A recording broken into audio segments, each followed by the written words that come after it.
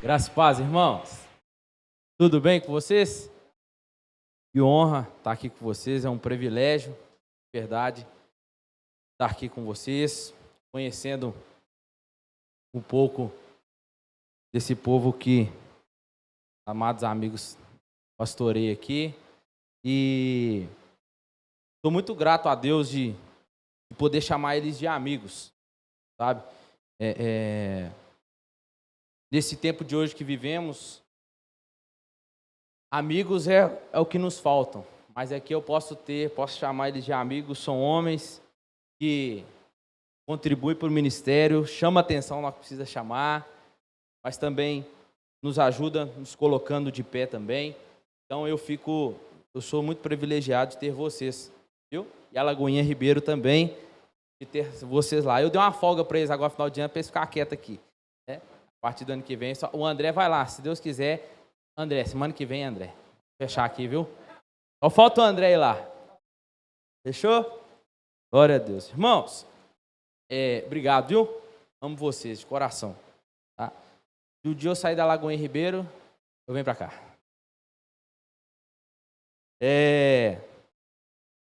Vocês estão aqui com a exposição de Gênesis, né?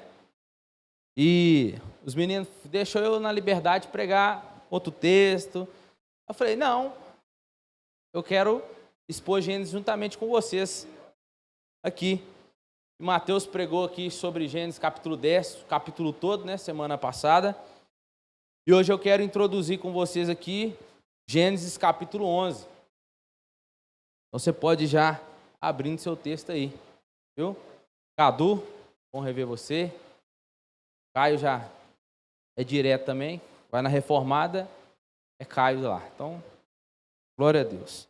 Gênesis capítulo 11. Estou pensando se eu ponho o pedestal aqui, se eu não ponho, se eu ponho, se eu não ponho. Eu estou pensando aqui. Ver se eu vou ficar na... Não tem pouco eu não prego assim, ó. Deixa eu ver aqui. Eu vou ficar mais tranquilo. Vamos assim. Não, pode ficar assim. Deixa. Gênesis capítulo 11.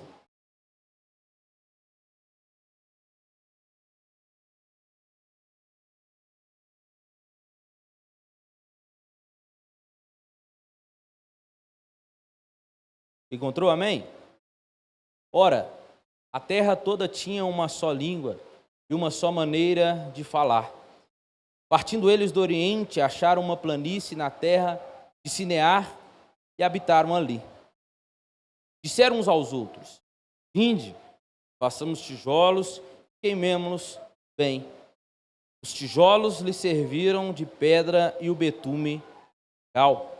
Então disseram: vinde, e edifiquemos para nós uma cidade e uma torre, cujo cume toque no céu, e façamo-nos um nome, para que não sejamos espalhados sobre a face de toda a terra. Mas desceu o Senhor para ver a cidade e a torre que os filhos dos homens edificavam. Disse o Senhor: o povo é um, e tem todos têm uma só língua, isto é, o que começam a fazer.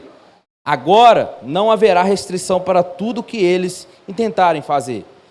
Vinde, desçamos e confundamos ali a sua linguagem, para que não entenda um a linguagem do outro. Assim o Senhor os espalhou dali sobre a face de toda a terra, e cessaram de edificar a cidade.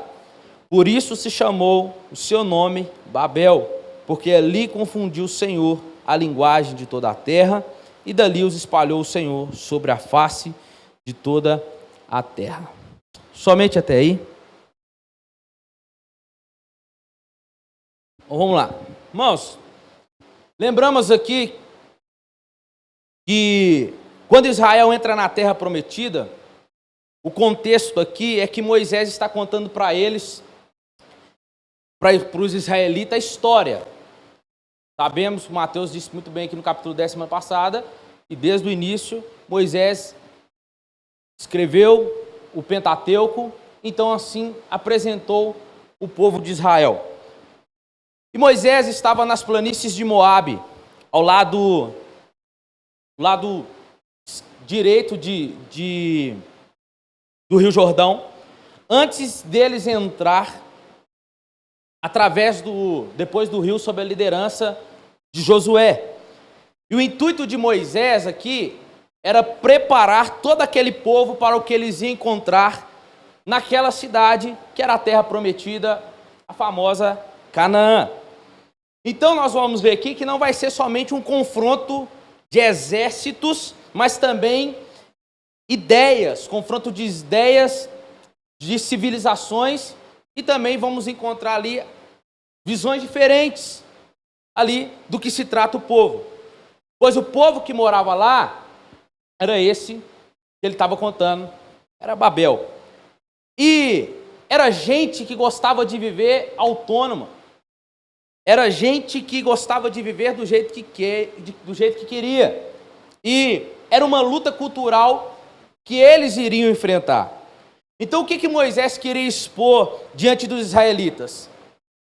Era a arrogância do homem pós-queda e pós-dilúvio. E o que ele queria dizer para o povo? É que vocês fazem parte disso, dessa história que eu vou contar para vocês. História esta que é marcada de uma rebelião contra Deus. Mesmo depois de Deus dar chance ao seu povo, o seu povo novamente vai lá, transgride a sua lei, fere o seu caráter, mesmo depois da queda e do dilúvio.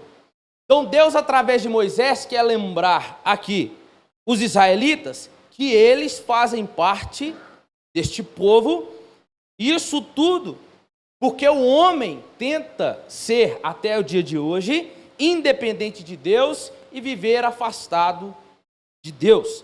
Então esse era o tipo de povo que Israel iria encontrar em Canaã. Então vamos lá.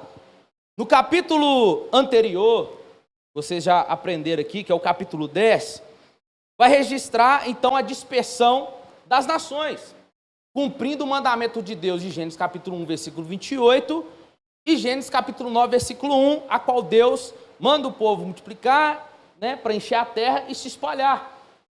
E quando nós entramos aqui, Deus faz isso para ele dispersar as nações através dos 3 filhos de Noé, que é Sem, Cã e Jafé. Moisés queria mostrar aqui esse mandato da multiplicação e mostrar que isso estava sendo cumprido. Até que a gente vê no capítulo 10, mas entenda. E também mostrar a origem dos povos que seriam os inimigos de Israel, de uma forma mais sucinta e rápida. No caso, os cananeus, que são descendentes de Cã, ou mais precisamente, Canaã, que morava na terra que Deus deu a Israel como herança. Então o cenário aqui do capítulo 10, que vocês escorreram aqui, prepara para nós o cenário para o chamado de Abraão no capítulo 12, que vocês vão aprender, se Deus quiser, semana que vem. Mas podemos ver, se fosse colocado aqui cronologicamente os textos, teria que vir capítulo 11, capítulo 10 e capítulo 12. Porque a pergunta é, aonde aconteceu isso? No capítulo 11, nós vamos ver, no capítulo 10, versículo 25, nós vamos ver que assim, a Éber nasceram 2 filhos, o nome de um foi Peleg, porque em seus dias se repartiu a terra, e o nome de seu irmão foi Joctã. Nos dias de Peleg, então pode ser aqui que se iniciou a narrativa do capítulo 11, aonde repartiu a terra. E esse texto que nós vamos pregar aqui, ele é muito atual para nós nos dias de hoje. Então nós vamos dividir aqui em algumas porções de ensinos aqui desse texto. Do versículo 1 ao versículo 2, nós vamos falar sobre a união. Do versículo 3 e 4, vamos falar da cooperação uns com os outros. Do versículo 5 e versículo 6, nós vamos trabalhar aqui a intervenção, o momento em que Deus vai interferir. Versículo 7, a confusão. E o versículo 8 e 9, a dispersão. Amém? Você fica com a Bíblia aberta aí para nós trabalharmos juntos aqui. Então vamos lá. Então toda a terra tinha uma só língua, de uma só maneira de falar. Partindo eles do Oriente, acharam uma planície na terra de Sineá e habitaram ali. Aqui Moisés registra a ideia de quando Noé vai sair da arca. Eles usavam a mesma palavra, a mesma linguagem. Aqui está dizendo o mesmo vocabulário, o mesmo idioma. E sabemos que dentro de uma língua, de uma só língua, existem vários sotaques, várias palavras correlatas uma da outra, vários dialetos. Nós podemos ver isso e encontrar até mesmo aqui no nosso país, Brasil. E por que não encontrar dentro de Minas Gerais, né? O que fala vamos falar, atenta que fala porta, né? Que é os do interior. Nós vamos encontrar várias pessoas trabalhando, dependente do lugar em que eles estão. E a partir daqui é que vai nortear tudo o que vai ocorrer depois nos versículos prosseguintes. Então Moisés vai falar aqui da migração do povo de Israel.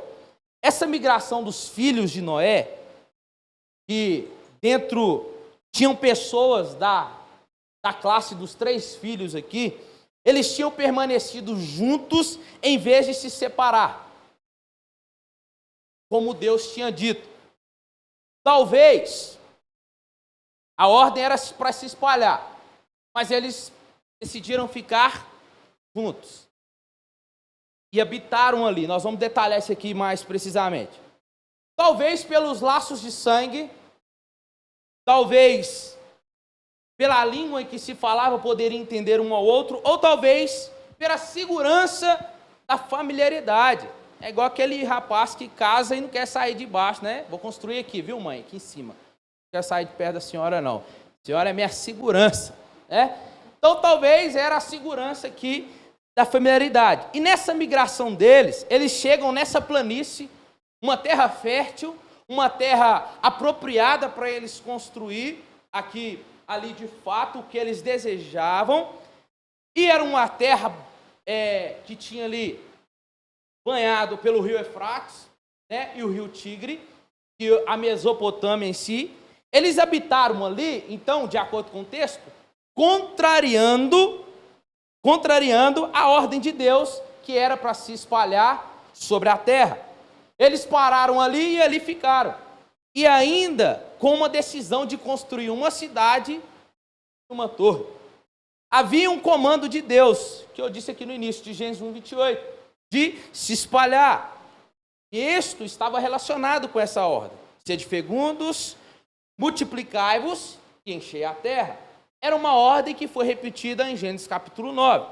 Então, qual que é a finalidade com essas ordens aqui que Deus queria? Era para que todos, de fato, se espalhassem pela terra e habitassem nelas.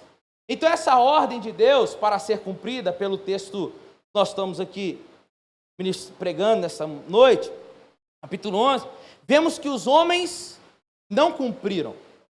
Por ao contrário, a ordem de Deus. E parece que eles foram assim, ó. Eu tive outra ideia aqui. Vamos fazer um negócio diferente? Vamos fazer isso não. Vamos fazer o seguinte, a ordem é essa, mas vamos fazer outra coisa?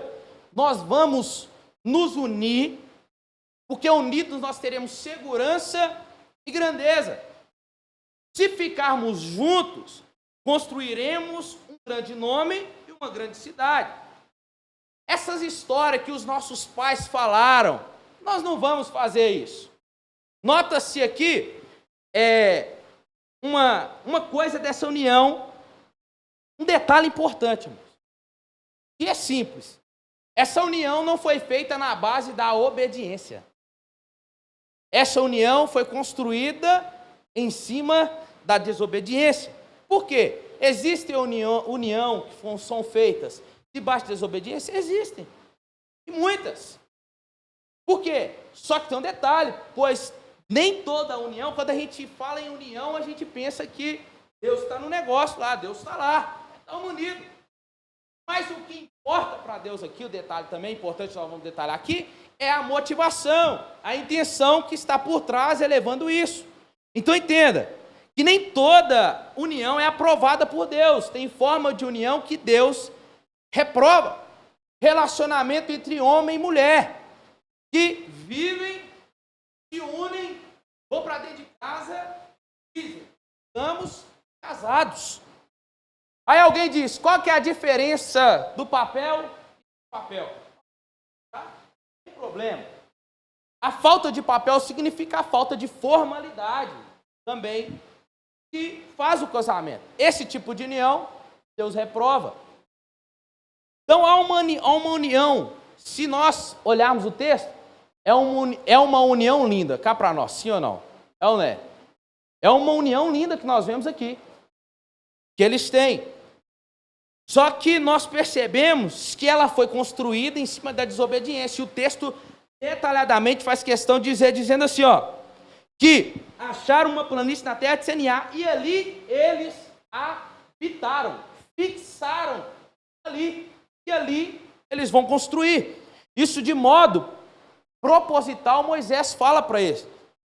E nós vamos ver aqui uma coisa, que semana que vem vocês vão ver detalhadamente, nós podemos fazer um contraste aqui com o capítulo 12, que fala sobre a origem do povo de Israel, e no versículo 31 do capítulo 11, rapidamente, diz, tomou Terá Abrão, seu filho Aló, filho de Arã, filho de seu filho a Sarai, sua nora, mulher de seu filho Abrão, e saiu com eles de Ur dos Caldeus para ir à terra de Canaã. Mas quando chegaram lá, habitaram ali. Opa! Eles habitaram. Mas o texto seguinte do capítulo 2 diz, ora, o Senhor disse a Abrão, sai da tua terra, da tua parentela e da casa do teu pai, para a terra que eu te mostrarei. Farei de ti uma grande nação e te abençoe. Peraí. O que Abraão fez diante dessa ordem de Deus? Eles habitaram, fixaram um lugar. Mas depois Deus veio e falou para eles sair. E o texto seguinte vai apresentar o quê? Que eles saíram. Opa! Abraão obedeceu a ordem aqui de Deus. Ele saiu. Então percebemos aqui que do capítulo 11 e do capítulo 2 há um contraste. A postura entre os dois aqui. Nós podemos ver uma diferença. Já na narrativa de Abraão, eles até fixam, mas saíram. Mas agora, qual foi o resultado dessa obediência de Abraão? A felicidade de todas as nações. Era exatamente o que Babel procurava. A felicidade das nações. O que Babel queria obter pela desobediência, Abraão obteve pela obediência. Se hoje nós somos, talvez você já ouviu isso aqui, se na escola a gente aprende o alfabeto A, B, C, D, na nossa caminhada cristã tem um O, B, D, C. Nós precisamos disso. Então a obediência, ela tem suas consequências. Quando Abraão obedece, o mundo todo foi beneficiado. Por meio de Abraão, Deus alcança a gente de todas as nações, promovendo então o quê? Uma unidade espiritual para aqueles que creem no Messias prometido e que veio na obediência de Abraão. Isso é claro.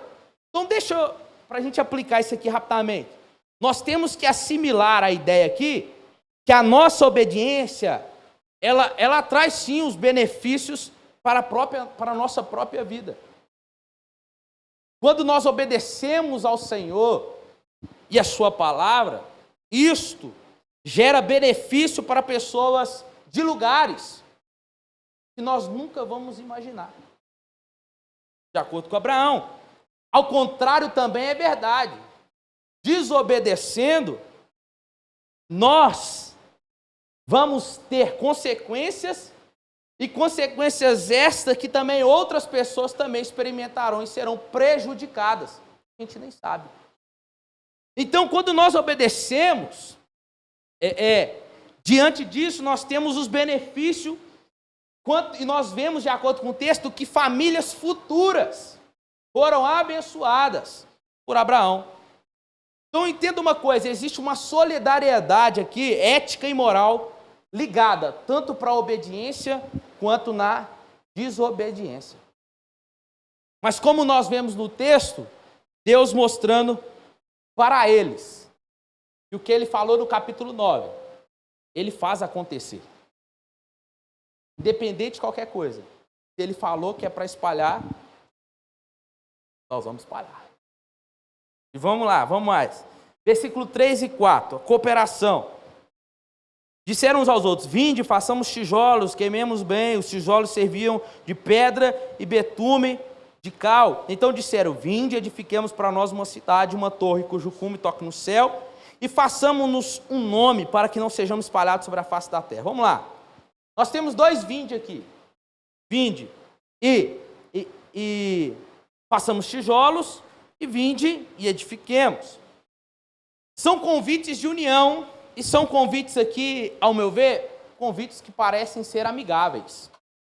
Vamos trabalhar junto, vamos construir algo junto, por que não fazemos juntos? O que eles queriam com isso? Tirar Deus do trono? Não. Não era um ato de rebelião em si ainda, tomar o lugar de Deus.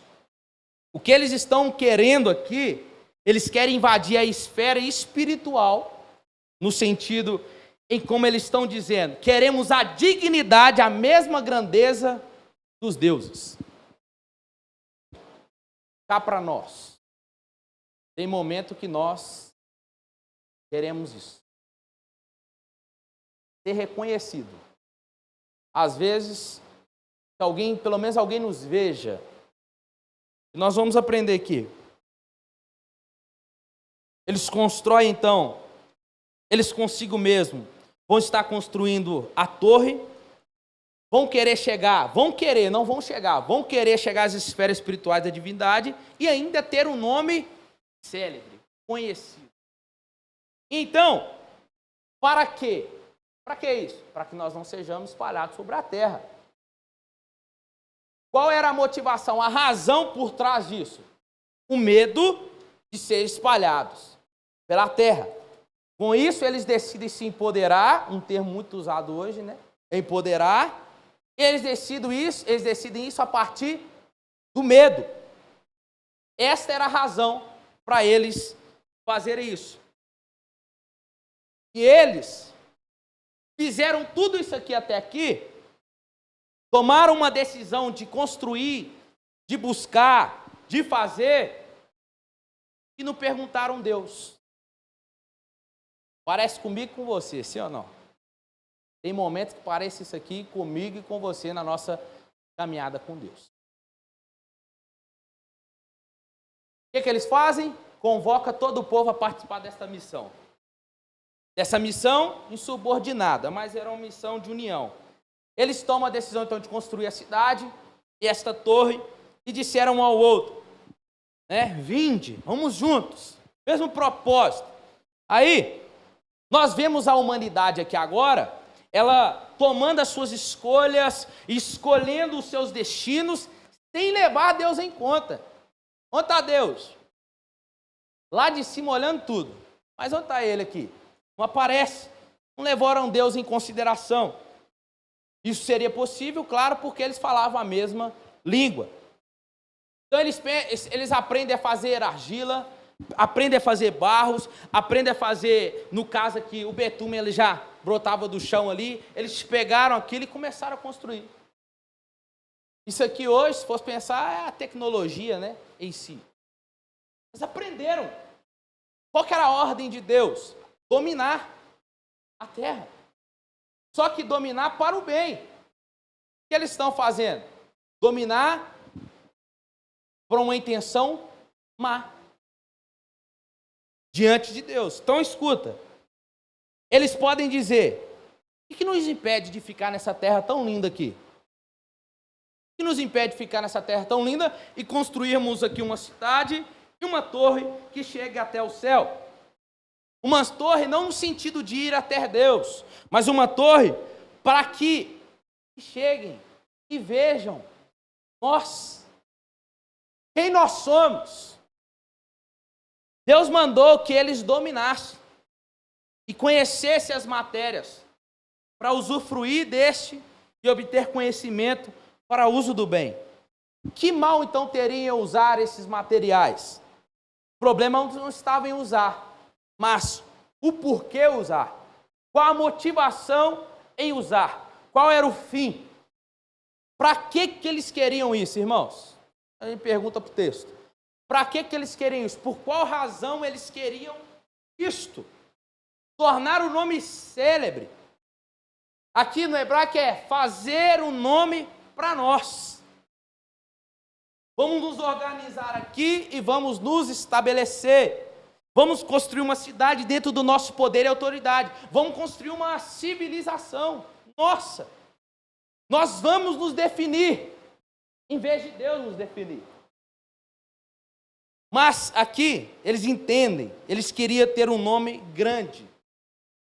Para quê? Para quê? Por quê? Para se gabarem uns aos outros? Para que os outros cheguem e vejam? Diante de quem isso? Se toda a humanidade da história está ali entre eles. Já parou para pensar nisso? Se toda a humanidade está ali, alguém que vai chegar? A ver. Estão todos ali. Eles queriam o quê? Chegasse e falar, que pessoas fenomenais. Que pessoas sensacionais. Que pessoas grandes. Nós aprendemos a partir disso. Essas pessoas aqui, eles não iriam pedir glórias de ninguém de fora. Sabe o que queriam? Eles iam se gloriar entre si.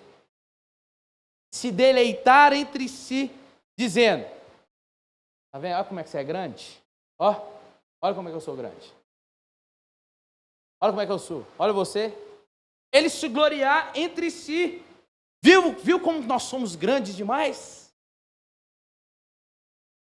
Era um grupo que estava dentro, eles se tratavam dentro de si mesmo. Era isso que eles queriam.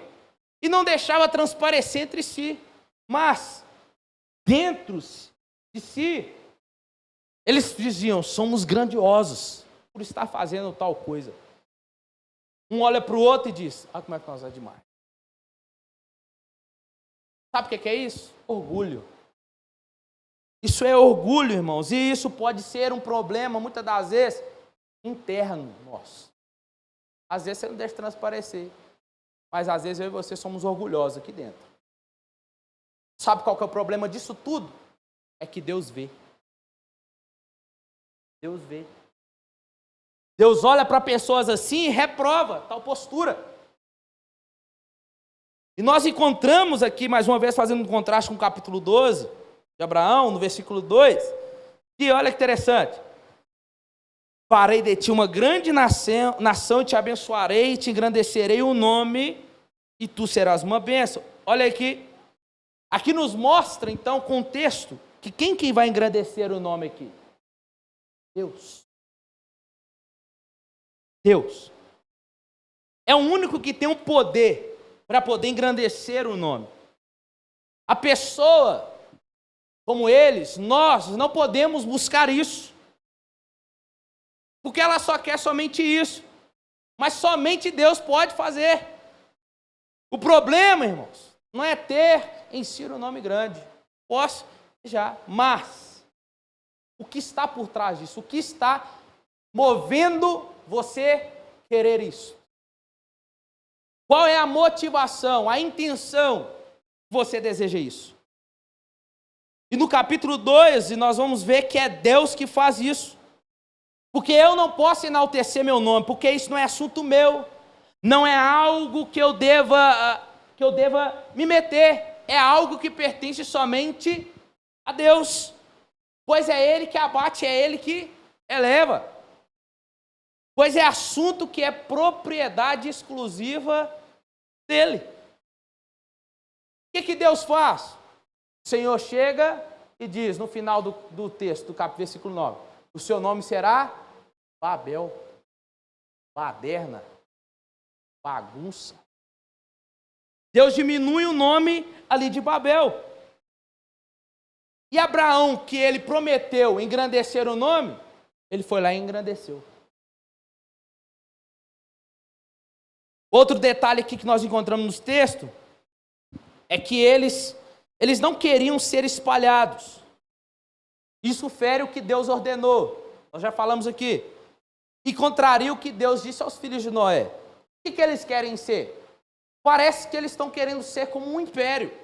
Uma só voz, uma só língua, uma só moeda, um único governo. Parece o que nós estamos quase vivendo isso aí. Parece com algo que nós estamos vendo. Mateus depois, essa área é dele, escatológica. Então, só que sempre é assim como nós ficamos, assustados, temerosos. Mas sempre foi assim desde o Éden, Adão e Eva. Quando eles queriam obter conhecimento para serem semelhantes a Deus, para definirem os seus próprios destinos. Então entendemos algo aqui, que todos esses acontecimentos foi liderado por uma pessoa, tinha que ter alguém por trás, isso aqui tudo, né? Então, texto de 10, capítulo 10, versículo 6. E diante, nós vamos ver aqui uma pessoa, né? Chamado Nimrod. E diz o texto: os filhos de Cão, Cuxi, Misraim, Put, Canaã. Os filhos de Cuxi são Sebá, Avilá, Sabtá, Ramá e Sabtecá. Os filhos de Ramá, Sabá e Dedã. Cuxi também gerou Nimrod, que começou a ser poderoso na terra. Ele foi poderoso caçador diante da face do Senhor, pelo que se diz, como Nimrod, poderoso caçador diante do Senhor. E o princípio do seu reino foi Babel. Nimrod, descendente de Cã, e ele encaixa muito bem nessa construção da torre. O que estava errado aqui, o que está errado em construir a cidade da torre, está claro aqui. Eles estão contrariando a ordem de Deus, mas também as suas intenções eram intenções ímpias. Uma observação para a gente, essa torre, se a gente fosse, ela vai ter vários desenhos lá de Torre de Babel no Google, se a gente jogar. Mas, de acordo com o historiador, essa torre, ela não é afirmando, mas ela parecia com uma torre que chamava Zigurate. Uma torre que chamava Zigurate. Era uma torre que era construída com uma escadaria do lado de fora e no topo tinha um templo. No topo tinha um pequeno templo e nessa escadaria era para os homens subir para encontrar com Deus e para os deuses descerem para o templo. Então o objetivo deles construir era algo parecido. Se você for buscar na história, você vai ver que existiu sim um zigurate que chamava até Babel, na Babilônia. Você vai ver. Na Suméria, nós vamos encontrar, mas nós não podemos afirmar. Mas, ao redor desse zigurate, era construída a cidade, as casas eram feitas, e ao redor delas tinha muralhas de proteção. Mas é para nós termos uma ideia de como se tratava. Nós vamos subir. Então tinha escadinha, subir, e se os deuses descer, tinha um templo lá, bem recepcionado para ele. Os homens, então, eles tinham criado deuses, e eles almejavam chegar ao topo dos deuses e se tornar como um deles. A cidade em si, a torre, melhor dizendo, seria o símbolo do governo humano, um contraste com o que Deus tinha feito, e tem que se espalhar. E o pecado deles aqui, referente ao que Deus disse, foi rebelião, autonomia humana, querendo chegar aos céus com seus próprios esforços e conhecimento. Isso nós não vemos lá fora, isso nós vamos ver no meio mesmo cristão. Os esforços humanos querendo o céu, desejar o céu. Entendemos que a graça, ela anula o mérito, mas não anula as nossas responsabilidades. Então, mas quando nós entendemos que é algo que já foi pago, no sentido da salvação, então, o meu sentido, ele abriu meu coração para crer. Eu criei, para a glória de Deus, estou salvo, amém? Então, outra coisa que eles tiveram aqui, eles fixaram os seus nomes diante dos homens para garantir a imortalidade dele. Garantir o nome nessa terra. É o que eles queriam. Formar, outra coisa, uma grande cultura e uma civilização centrada no homem e na tecnologia. Uma sociedade antropocêntrica como hoje, também nós vemos aí que já tem chegado dentro das nossas igrejas. O homem sendo o centro e a sua tecnologia, dia após dia, avançando. Nós vemos isso. E outra coisa era a desobediência de Deus a Deus por não povoar a terra falhando. E com isso criar esse governo mundial onde o homem seria seu próprio Deus. E esse era o pecado de Babel, por que não dizer, esse é o pecado nosso de hoje. Então nós precisamos olhar para nós e vermos como está o nosso coração no sentido de buscar os céus, de querer Deus. Quais são as intenções por trás disso? O que faz você levantar? O que move você? Quais são as intenções? Barganha? O que é ser conhecido hoje? Ter um nome célebre? Para que as pessoas reconheçam, para que as pessoas vejam, para que as pessoas aplaudam? Qual é a motivação do nosso coração? Qual que é o nosso kavaná, a intenção do nosso coração? Com isso, nós vemos uma coisa acontecendo aqui agora. Eles estão lindos trabalhando. Imagina eles lindos trabalhando. Sem nenhuma divisão. Não há briga, não há contenda. Pede água, o outro pega sem problema nenhum. Né? Um fala assim, eu vou descansar agora. Você pode ir, eu fico no seu lugar.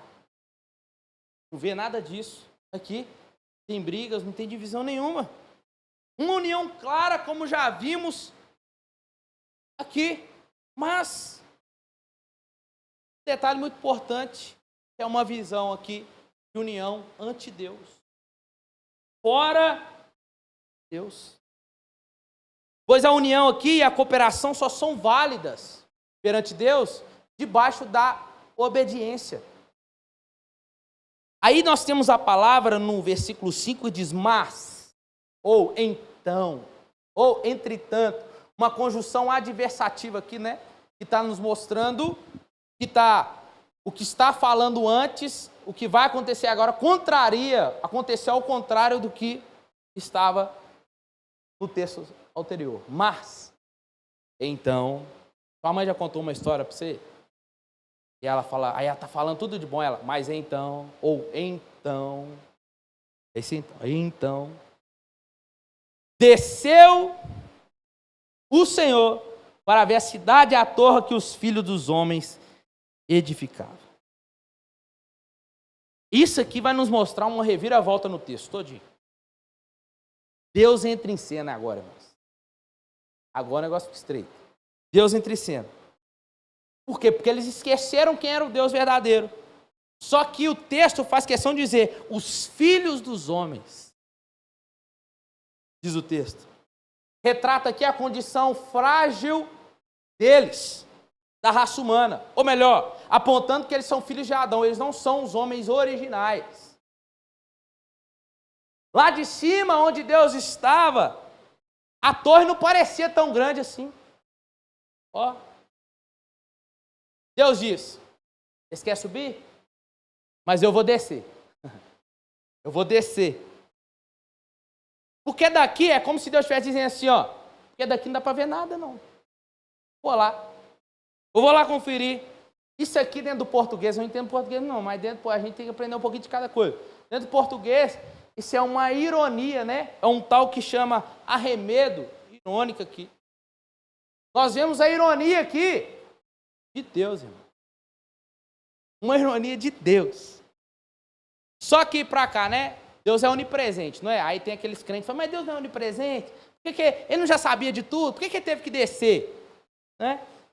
Mas isso aqui é um estilo literário de Deus, usando a ironia. Isso a gente vai ver em toda parte bíblica. Enquanto eles estão se imaginando subindo, é Deus que está descendo.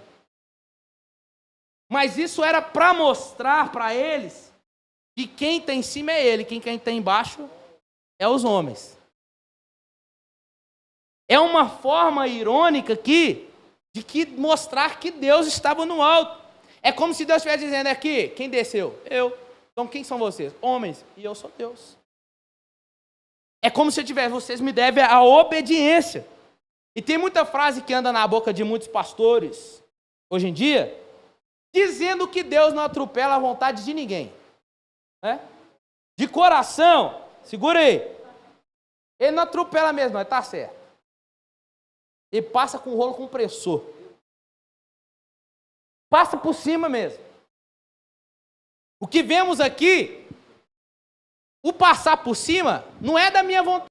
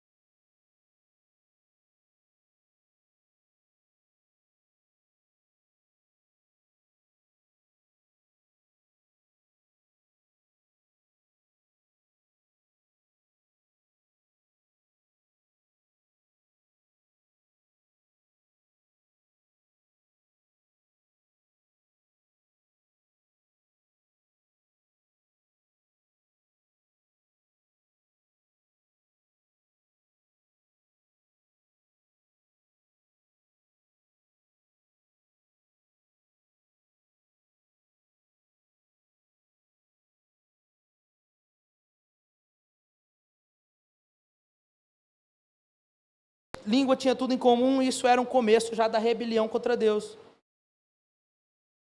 Uma vez, irmãos, que nós não temos Deus nos definindo, nós correremos um sério risco. Hoje é a sociedade que te define. Vai com calma aí, relógio. Hoje é a sociedade que te define. Hoje é o que você tem que te define. E nós, carnalmente, nós queremos isso. De verdade. Nós queremos isso. Mas se nós não termos Deus nos definindo, nós vamos correr um sério risco.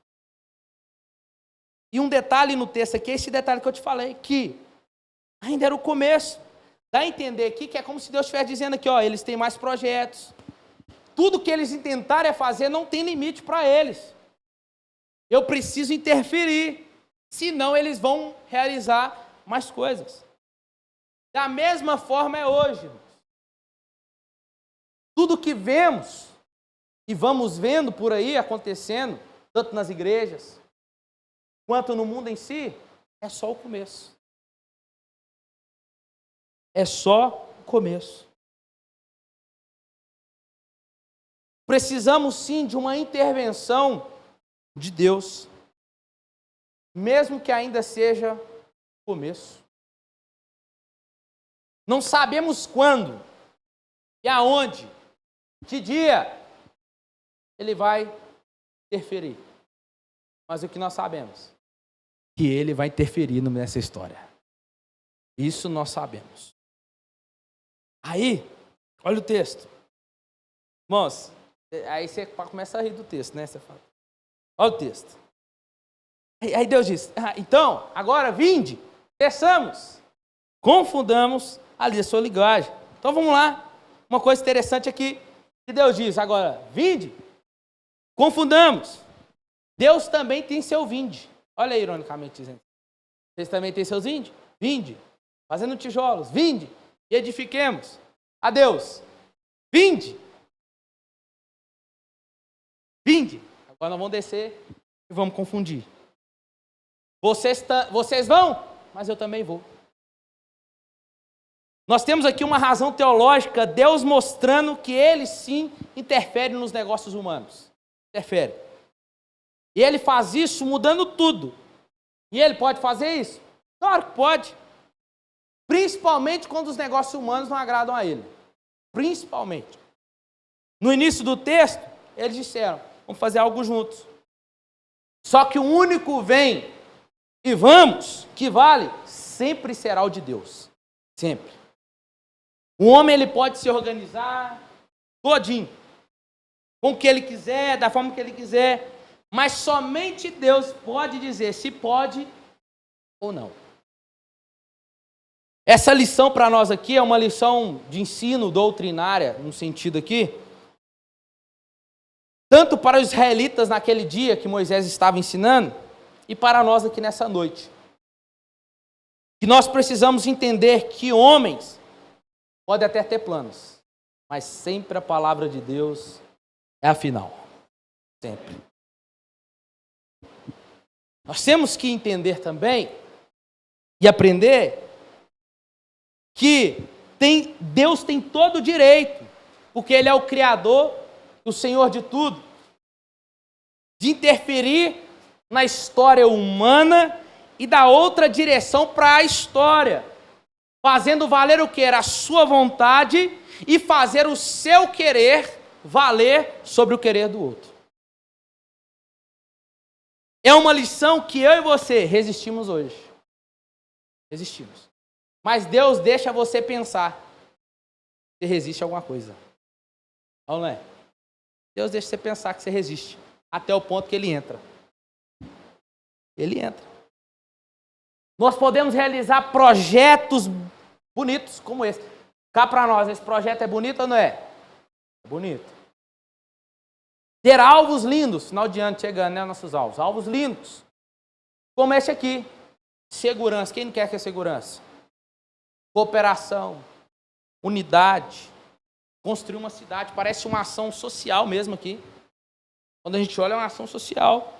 O problema nisso, quando a gente olha para o texto, não, por que Deus fez isso? Poxa, ó, não era para Deus ter feito isso não, estava tudo bonito, mas Deus interfere na história para dar outro sentido na história.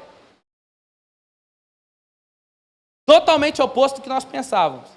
E essa história, por aí, que diz, você faz o seu futuro, você define o seu destino, isso é tolice. Isso é uma tolice. Por quê? Porque quem te define ainda, sempre, continuará sendo Deus. Porque Ele ainda continua sendo o dono do universo. Sabe o que Deus olha para nós e vê? Ele avalia os nossos planos, Ele avalia a nossa história, os nossos projetos. Sabe o que Ele pode fazer? Inverter tudo. Dizendo, agora vai ser do meu jeito. Do jeito que eu quero, da forma que eu quero, e vai para onde eu quero agora. Nós temos que aprender, como cristão, nós temos que aprender uma coisa. É um atributo de Deus, a sua soberania. Mas a sua soberania sobre a nossa história. Sobre a nossa história e planos, pois ao contrário disso, nós nunca dobraremos diante do Senhor. Nunca. Precisamos entender isso. Soberania de Deus nos nossos planos. Sobre a nossa história. Porque o texto aqui apresenta, enquanto o homem quer subir, Deus desceu. Confundamos e deixamos. Alguns aqui, teólogos, vão dizer que sim, que ali Deus não está retratando aos anjos, mas está retratando a Trindade, né? O Filho e o Espírito. Temos o Novo Testamento para jogar a luz aqui. Temos textos que jogam luz aqui. Mas uma coisa aqui que eu disse, a questão da ironia. De novo nós vemos aqui. Também. Por quê? O tal do arremedo que eu disse. Um arremedo é uma imitação irônica. Então, uns que dizem que é a Trindade, outros que dizem que é essa questão que Deus fez. Por quê? Ele nos dizendo, vinde, edifiquemos, vinde, fazemos tijolos. E Deus disse, vinde, desçamos, confundamos. Babel disse, vinde, façamos e edifiquemos. Sabe o que Deus está fazendo aqui, segundo o texto bíblico? Deus está zombando deles aqui. Salmo de número 2. O que diz o Salmo número 2? Eu vou abrir aqui que eu gosto dessa versão aqui. Aqui, ó. Porque se enfurece as nações e os povos imaginam coisas vãs, os reis da terra se levantam e as autoridades conspiram contra o Senhor e contra o seu ungido, dizendo, vamos romper os seus laços e sacudir de nós as suas algemas, e aquele que habita nos céus dá risada. Então, um pastor, eu vi ele falando assim, imagina uma gargalhada de Deus ecoando no universo. É aqui. Agora, Deus rindo deles. E o verso 9. Porque com uma vara de ferro, você as quebrará e a despedaçará como um vaso de oleiro. Deus desce, Deus pune, ele bate, abate, ele levanta. E ele impunha com superioridade. Aqui nós vemos de fato a ira de Deus vindo trazendo a confusão agora, que é o texto do verso 7, versículo 7, que eu tenho que correr, que Deus mostrando aqui, manifestando a sua ira, trazendo confusão sobre eles, para que não haja o que? A mesma linguagem, para que haja neles desunião, para que eles sejam dispersos pela terra e os seus planos vão embora. E o plano deles? Falharam. O que Deus fez? Estragou tudo. Deus estragou tudo. Estragou tudo. Que Deus é esse que destrói tudo? É o mesmo Deus que constrói tudo. Estava havendo aqui uma união, irmãos. Estava havendo uma cooperação. Isso na humanidade hoje não é bonito? É bonito. Só que a Bíblia nos surpreende. Às vezes poderia ser ao contrário, tipo, dispersão, a dispersão. Aí houve uma confusão, aí veio a cooperação e a união. Olha que bonito que ia ficar. Mas na Bíblia não. A Bíblia faz a nossa visão ser diferente da do mundo. Glória a Deus por isso. Ela muda a nossa maneira de interpretar as coisas. A nossa mentalidade tem que ser diferente. Por quê? Porque nós temos uma mente doutrinada pela palavra de Deus. Então tem que fazer o quê? Ir contra as ideias do mundo mesmo. Seu antiquado, seu quadrado, só mesmo. Só mesmo. Os sonhos dos homens de Babel era até bom. E nós desejamos isso muitas vezes na nossa vida. As coisas. É legal, mas a intenção é o que vale aqui. Eu estou terminando agora, né? Aí o 8. Assim então o Senhor espalhou dali sobre a face de toda a terra e cessaram de edificar a cidade. A dispersão agora. Um ato poderoso. Deus fez com que eles agora falassem línguas diferentes. Não é todas que temos hoje, porque a ONU fala que nós temos mais ou menos 3.000 línguas. Tem um cara que foi para o Guinness Book, ele fala 52 idiomas. O que Deus estava dizendo? Deus criou, imagine isso aqui como um tronco. Deus criou um tronco linguístico em Babel, aqui. Ele criou um tronco linguístico que seria para os outros. E a partir desses outros, iriam desenvolver línguas. E é o que nós vemos hoje. What's your name? My name is... Tal. Né? Eu comecei a fazer o curso de inglês e já parei.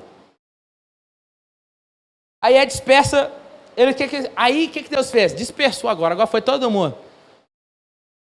Pessoas, quem não fala inglês, tenta conversar com um americano lá que é inglês, né? Aí você chega lá e ele...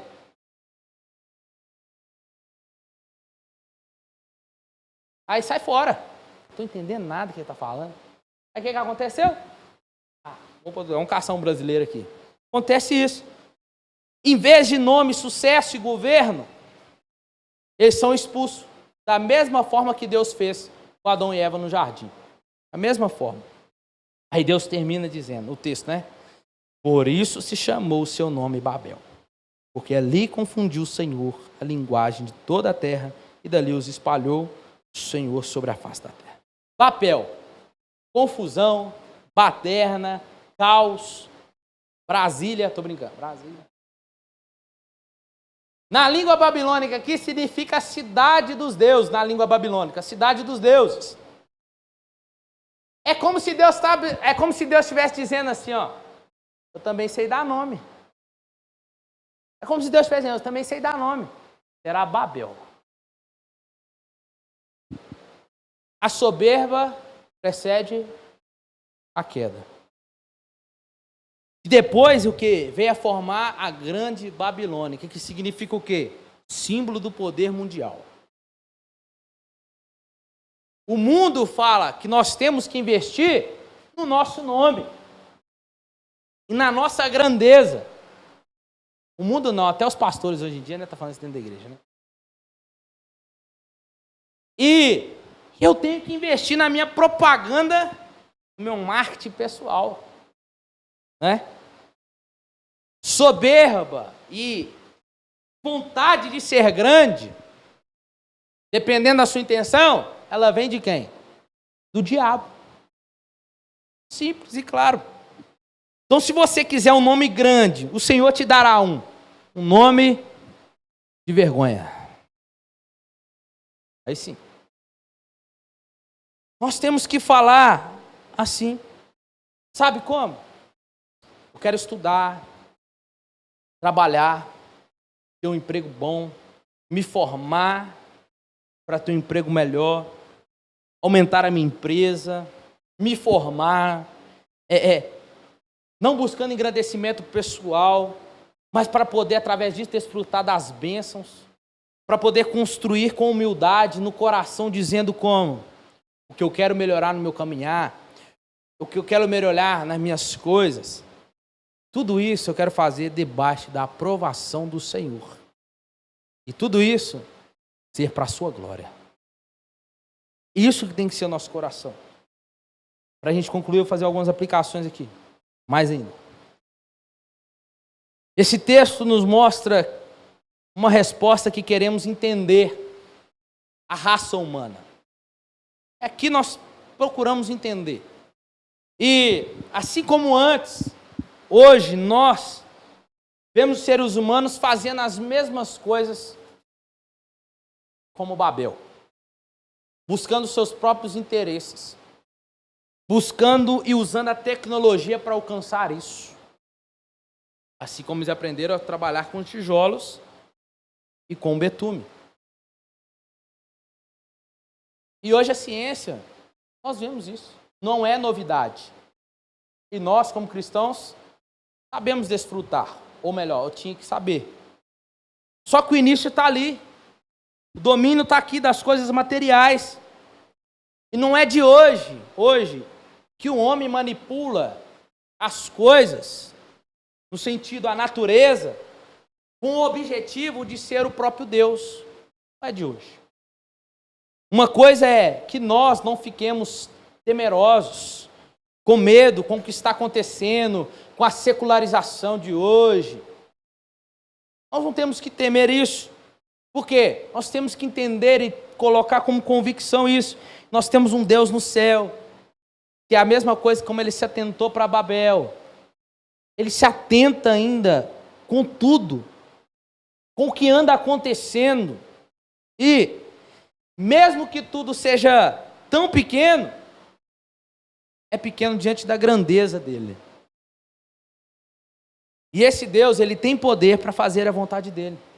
Basta só um gesto de Deus, que todos os projetos humanos vá por terra. Por quê? Pois ele pode frustrar qualquer plano humano. Porque tudo continua na mão dele. E em Cristo, essa separação de povos e línguas desaparece. A igreja é descrita no Apocalipse, o que é que diz lá? É descrita como uma multidão composta por quê? Línguas, nações e tribos. Em Cristo Jesus somos um, independente da língua ou da nacionalidade. Temos o mesmo Deus.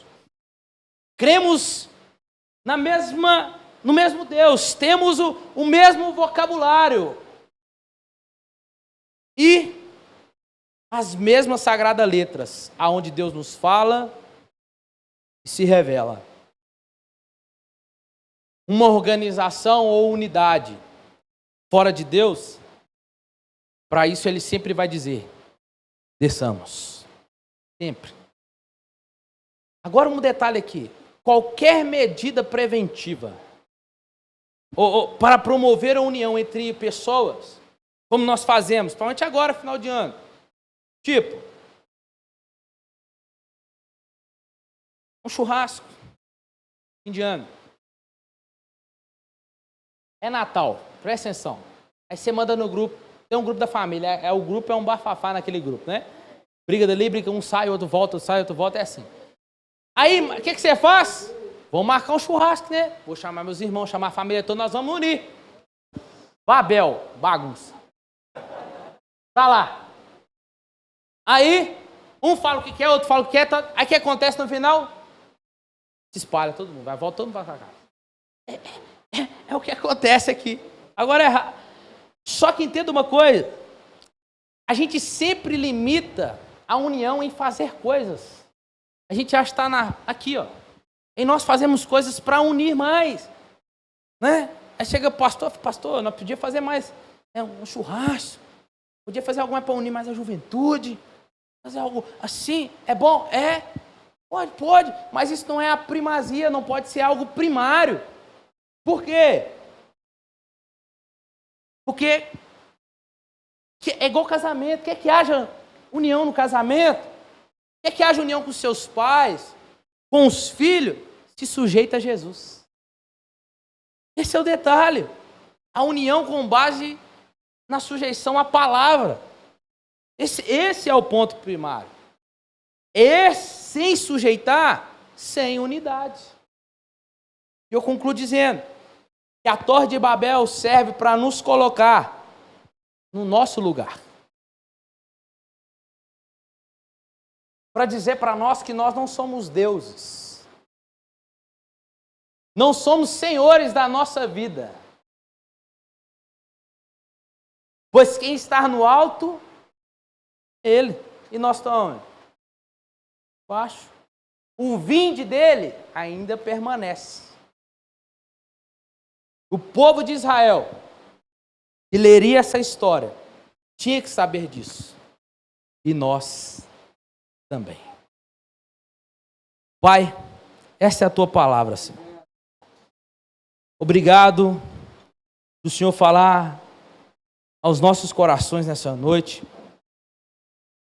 Deus olha para o nosso coração. Eu sei que o Senhor, em momento que a palavra foi ministrada, desde o momento que nós chegamos aqui, o Senhor sondou o nosso coração. Nós falamos como o salmista: sonda o nosso coração e vê se há algum caminho mau. Vê se há alguma intenção, Pai, em nós queremos ser algo. O problema não é queremos desejar algo, mas sim não ter o Senhor presente. Não ter o propósito de glorificar o Senhor. Não ter o propósito de trazer edificação para nós. Deus nos perdoa. Até que se nós falhamos, sim. Deus nos perdoa por muitas das vezes nós em nossas orações gritarmos, esmurrarmos, para querer que seja do nosso jeito. Mas nós aprendemos nessa noite que sempre vai ser do seu jeito. Deus, eu te peço que se for preciso intervir na nossa história, na nossa caminhada cristã, intervenha sim, Deus. Porque o propósito maior é ter um caráter de Cristo em nós. É parecer com o teu Filho Jesus. Pai, olhe para nós essa noite que a tua palavra nessa noite venha estar gravada na tábuas do nosso coração. Deus, que todos os dias da nossa vida que as nossas intenções, se tiver alguma intenção que pisa fora da tua palavra, que fere, que vai ferir o teu caráter, que vai transgredir a tua lei, não permita, Deus, que nós façamos isso. Mas que o Senhor nos ajude a caminhar, Deus, em nome de Jesus. Obrigado por esta igreja bíblica, uma igreja que ama a sua palavra, Deus. Obrigado, Pai, pela honra e pelo privilégio de estar aqui com eles. Pai, tudo isso foi para a tua honra e para a tua glória, porque eu sei que quem edifica a igreja é o Senhor através da tua palavra. Em nome de Jesus. Amém. Obrigado, meus irmãos. Foi um prazer estar com vocês, viu? Pode dar a benção? Pode dar a benção, então vamos dar a benção. Que o amor de Deus, a graça do nosso Senhor Jesus Cristo e as doces consolações do Espírito Santo estejam com todos nós, não só hoje, mas para todos sempre. E a igreja que crê, diga: vá em paz, que Deus te abençoe, em nome de Jesus.